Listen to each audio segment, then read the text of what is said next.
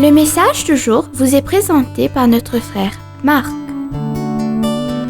Salut, chers bien-aimés de notre Père Céleste. Je suis tellement content de clore aujourd'hui en votre compagnie. Bien-aimés, hier, nous avons parlé de nourrir et élever notre famille et notre maison dans le fondement de la parole de Dieu. Oui, je prie que chaque famille puisse être guidée par la parole de Dieu. Aujourd'hui, je vais continuer sur le sujet famille, mais sous un angle différent. J'ai eu l'occasion de rendre visite à des familles qui ont été et sont encore confrontées à tant de problèmes et de difficultés en ces jours-ci et semble qu'il y ait en fait tant d'impossibilités et de montagnes qui se dressent sur leur chemin. Mais c'est un message d'espoir pour eux, un message qui peut raviver leur foi et leur confiance dans le Seigneur Jésus-Christ, le seul Dieu qui fait des miracles, selon le psaume chapitre 72, versets 18 à 19. Nous rencontrons Jésus dans Matthieu chapitre 9, verset 28, alors qu'il s'adressait à deux aveugles qui le suivaient en criant « Aie pitié de nous !» Jésus leur a dit « Croyez-vous que je suis capable de faire cela ?» Bien-aimés, Dieu s'occupe des impossibilités. Il n'est jamais trop tard pour lui de le faire. Lorsque l'impossible lui est apporté, en toutefois, par celui qui l'a fait face dans sa vie et dans ses différentes circonstances, l'impossible doit être accompli pour que Dieu soit glorifié. Si dans notre propre vie, il y a eu rébellion, incrédulité, péché et désastre, il n'est jamais trop tard pour que Dieu s'occupe triomphalement de ces faits tragiques.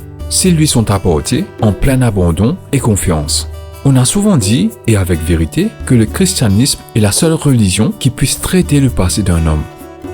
Bien-aimés, sachez avec certitude que notre Dieu est un Dieu de guérison, un Dieu aimant et attentionné, un Dieu restaurateur, et un Dieu qui apporte toujours des réponses à nos questions et des solutions à nos problèmes. Nous pouvons et devons lui faire confiance. Nous pouvons lui offrir nos cœurs et déverser toutes nos mauvaises expériences et lui parler de tous les problèmes de notre vie. Bien-aimés, le livre de Joël, au chapitre 1, après toutes les circonstances catastrophiques perpétrées par toutes sortes de sauterelles dans la vie du peuple d'Israël, le Seigneur est venu avec ses merveilleuses paroles et promesses de restauration.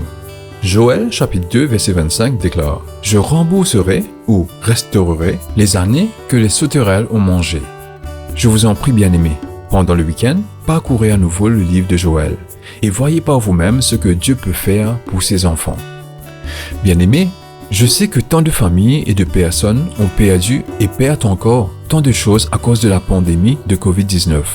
Mais je peux vous assurer que notre Dieu connaît chaque cas difficile et chaque mauvaise et triste situation que vous avez rencontrée. Mais je vous en prie, ayez foi en Dieu et ayez foi en Jésus. Comme il est écrit dans Jean 14, 1. Il travaille déjà pour notre délivrance, pour la solution et votre victoire. Bien-aimés, notre Dieu interviendra, non pas à cause de ce que nous sommes, mais à cause de ce qu'il est. Dieu pardonne, guérit et restaure. Il est le Dieu de toute grâce. Louons-le et faisons-lui confiance. N'oubliez pas la louange et l'adoration à l'église ce dimanche. Profitez-en avec vos proches et reposez-vous. On se retrouve lundi. Un dernier mot, nous avons un Dieu qui se plaît dans les impossibilités. Rien n'est trop dur pour lui. Au revoir. Si toi aussi tu crois que la parole de Dieu est une bénédiction, partage-la et sois une source de bénédiction pour les autres toi aussi.